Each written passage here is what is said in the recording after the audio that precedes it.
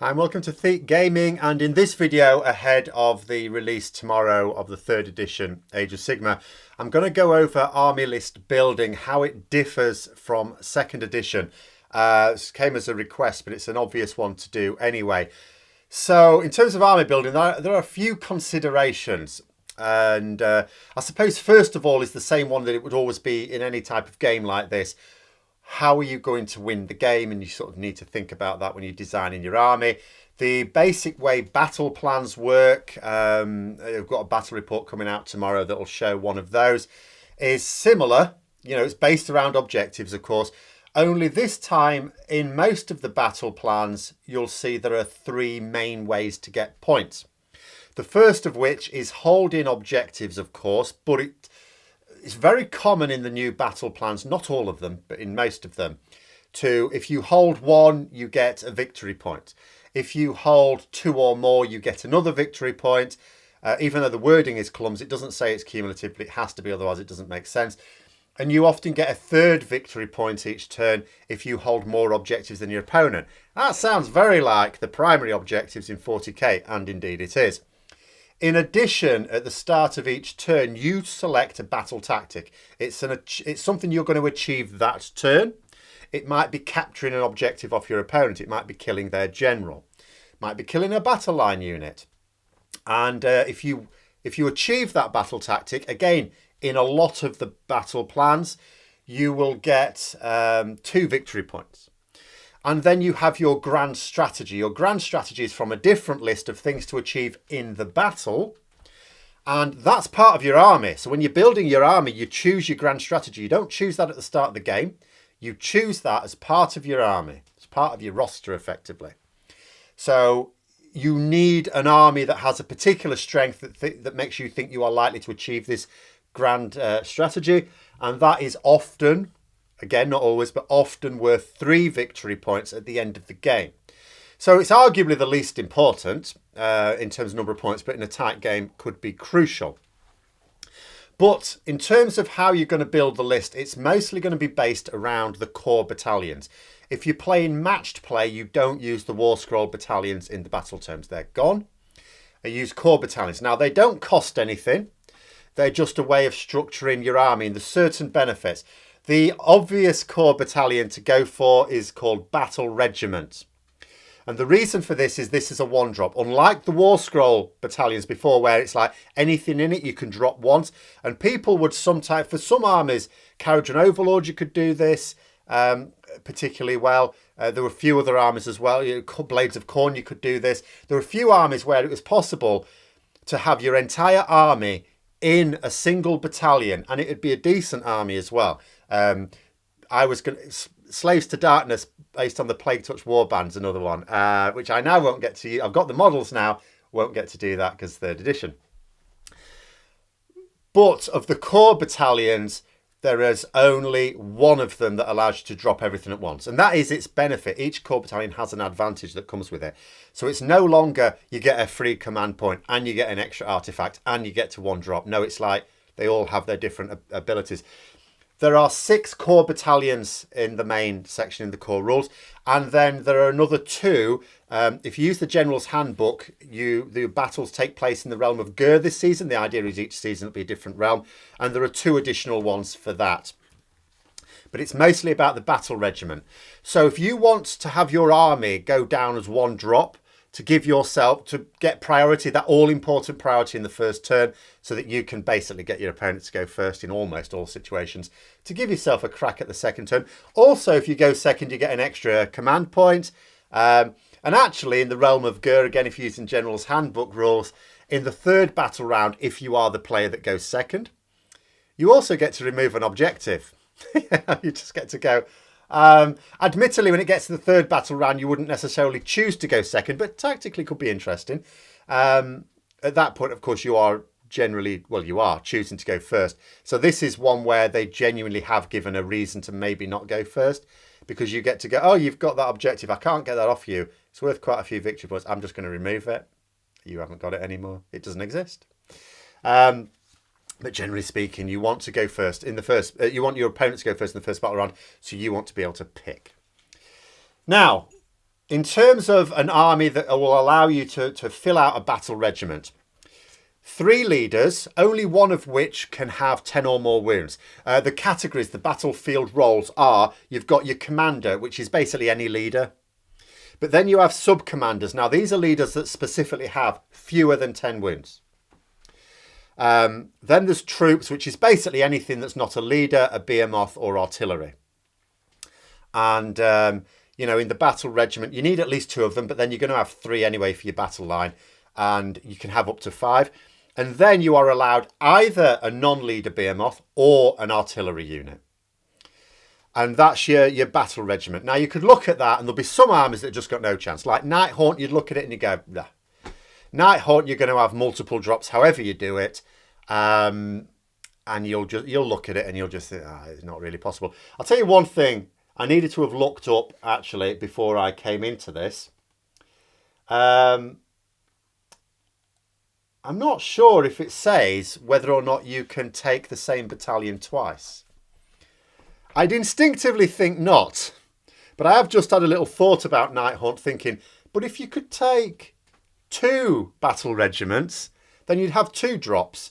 I'm just looking at it. I can't actually see quickly, but that's because I only just thought of that, but that could be FAQ'd anyway, because that would be silly. But for some armies, you could. So the army I created, Soulblight Gravelords, for the battle report that's coming out tomorrow, I did that as a 1-drop. There are other Soulblight armies I might do where it wouldn't be, because I would have in 2 leaders that I'd naturally want to take 2 leaders that have 10 or more wounds. And there's other armies as well where you may run into the same sort of issue. So in terms of your army building, I think it's probably a case of people will instinctively want the 1-drop. So can you create your army so that it will all fit in the battle regiment, in which case it's a 1-drop. Now, there's a lot of armies when you can do that. You can do that for a lot. There's some armies, like I say, Nighthaunt, you'd no chance. I mean, Clans Pestilence, no. Maybe Skaven in general, yeah. There's just some, you just look at it and just think, this is not happening. This is not occurring. We're not going to be doing this. Because, like Gloomspite Gits, I suppose, would be another one. Because the units are too low value in terms of points, and you'd need lots of leaders in there or lots of different units. And it just won't work with this system. Again, bear in mind, you can't just load up on large units either, because of your reinforcements. In a 2,000 point game, you are basically, your units are all, never mind minimum and maximum unit sizes, units have a set size now. It's just a set size. And you can reinforce 4 times in a 2,000 point game. So, example, Soulblight Gravelord skeletons come in units of 10. So it's 10 skeletons. You can reinforce it and have 20. And that's using a reinforcement allocation. You can actually reinforce skeletons twice because they're battle line. If it's a battle line, you can reinforce them twice. So there are no maximum or minimum size units now. And for some armies, it's like, even if you use that, so even if you reinforce your most expensive units, you're still not going to get 2,000 points worth of army and fit it into, you know, this core battalion. So then you'll be thinking to yourself, well, maybe I'd be able to do it in 2 or 3 drops, at which point maybe it's still worth it because you come across other opponents. I think there comes a point where you'll think to yourself, do you know what? If I don't think I'm going to get priority anyway, if I think I've got more drops than average, then you go for it. The army I did for Soulblight Gravelords, and you're going to see tomorrow, if you watch it, that is. So I put it in a battle regiment for 1 drop. But if I thought to myself that I'm not bothered about choosing who goes first, I could have actually rearranged it differently. I could have, for example, put it into a warlord battalion. And that would have meant that I would have got an extra artifact of power plus strategist. It's once per battle I can give myself an extra command point. That is it. Yeah, at the start of my hero phase, I can just say I'm giving myself an extra command point. So that's the benefit there. There's another one if you don't quite want to go for the warlord battalion. You could go for a command entourage, which will allow you to put most of it into your battle regiment and some in the command entourage for a 4-drop army. That way you can choose whether you want the free command point or the extra artifact, or the extra enhancement actually is what it is. I say extra artifact, you could choose an extra artifact, but you could choose to have your wizards know an extra spell from their lore, a few other things as well. So, but you know, extra artifact is probably what most people would go for. And so that's one of the considerations there. You know, initially, I think people are going to approach it in terms of the general army. Now, there is another important point here, because you may be thinking, I've got several armies that, you know, monster-based armies. Like you might think Gristle, Gore for Flesh Eaters Courts. It's like, well, if I take Royal Terror guys, that's like your non-leader Behemoth. I can only have one of them in the battle regiment. What if I want to take two? Or more specifically for me, I'm thinking Seraphon, Thunder Lizard. You know, so in that, I've got a Stegodon and a Bastillodon, for example. Well, that's two non-leader Behemoths. So I can't possibly do a one-drop. Now, generally speaking, in those sort of armies, there's a rule that helps you, but in reality, you're still not going to get it in one drop. So I'm going to read this out as well, because this is quite interesting. Basically, they won't be Behemoths.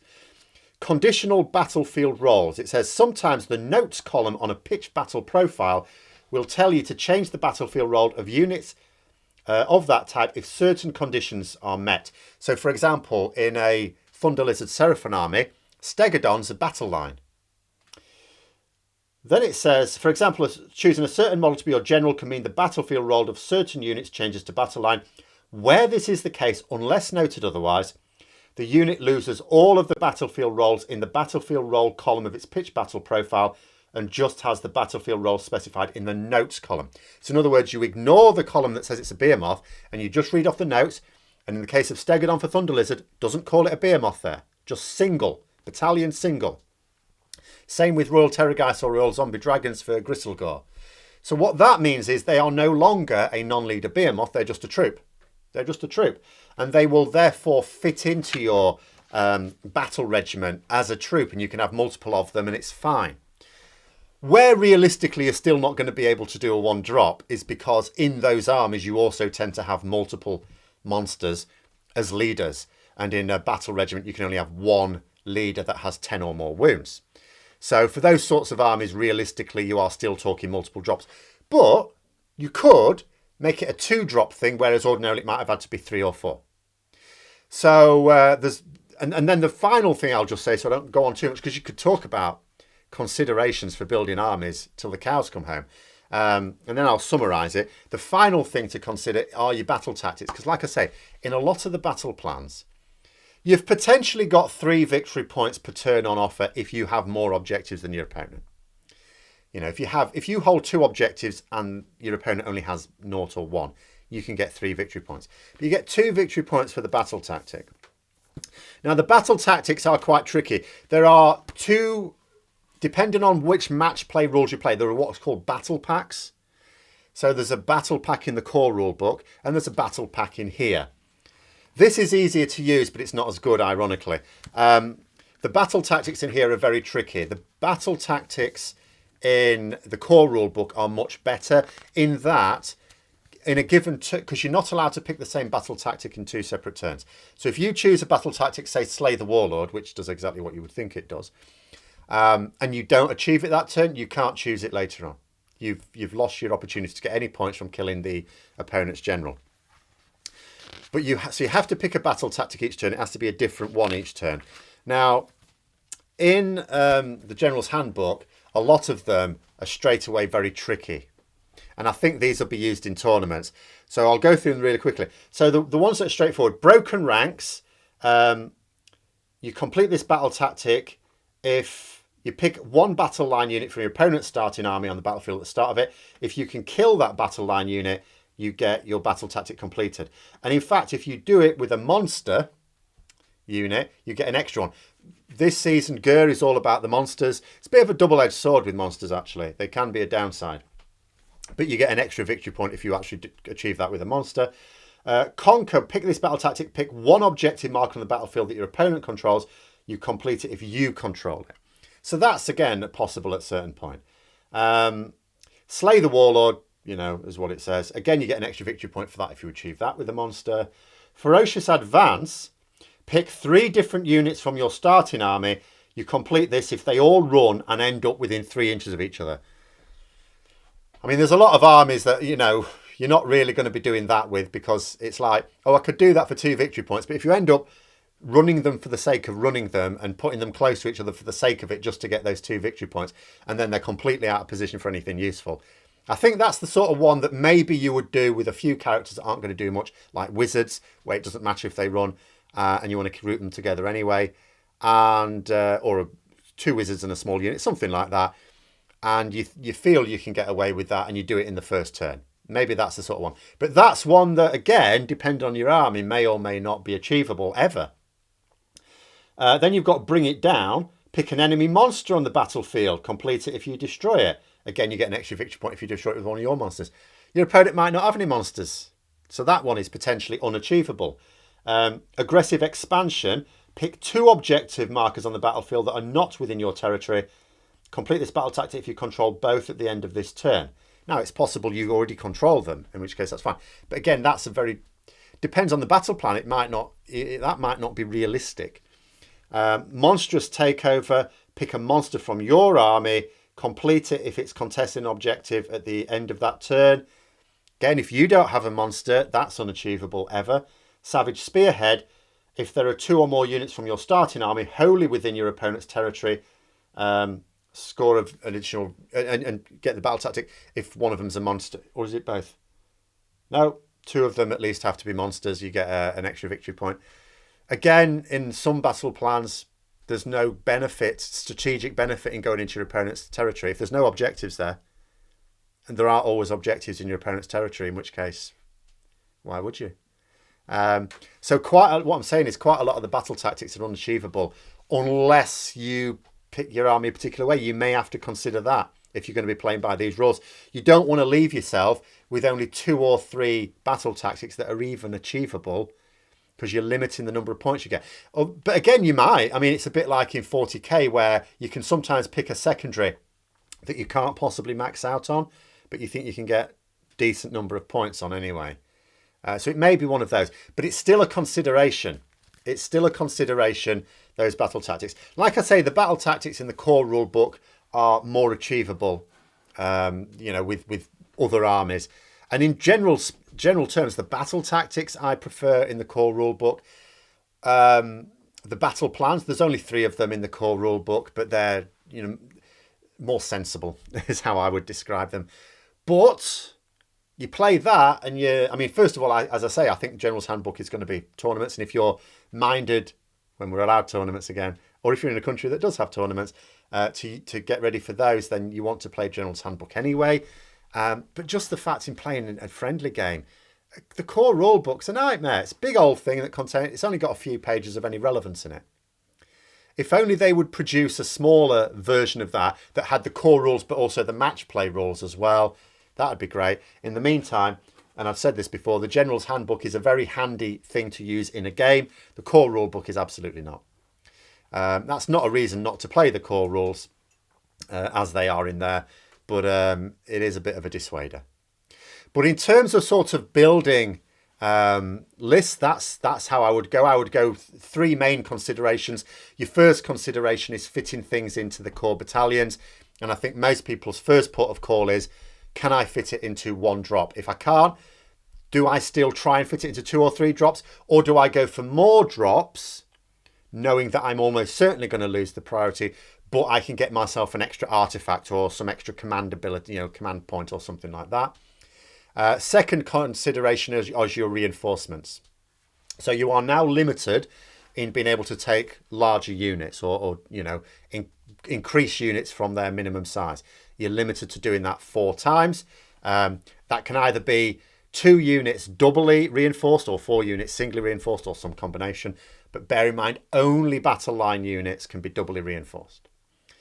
And then the third consideration are because you've got to think about victory conditions, are your battle tactics.